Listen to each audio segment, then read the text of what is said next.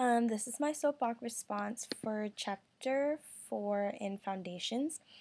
Um, the first question is, what do you believe? Can anyone succeed, or are socially influences sometimes too difficult to overcome? I think that depending on the situation, um, that there, I think if you try your best and you can't get out of the projects or wherever, low income housing and everything, that um, sometimes it is kind of impossible. But I feel that, like, speaking from experience, my family came from Vietnam in 1990.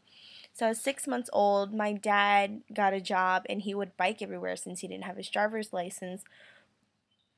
But he did what he had to do to get a job, 2, 3 jobs at a time, biking wherever he needed to go so that he can provide for the family. And we got out of low income housing, and now we're here in like middle class, I guess. And I think that um, sometimes it is hard for people to get out of poverty, but I also feel like there is a way out. But I think it also deals with if someone's there to help us, because I know if we didn't have our family, we wouldn't been able to you know climb up the ladder.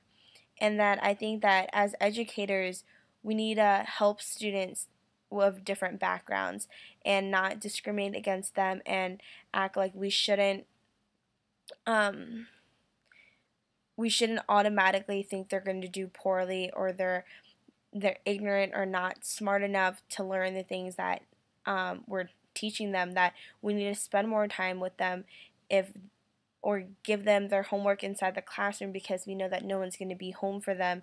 And it's hard because we're only there for so many hours a day, and we want the parents to help them, but sometimes the parents can't, because either they may not care or they may not just have the time because they work too much.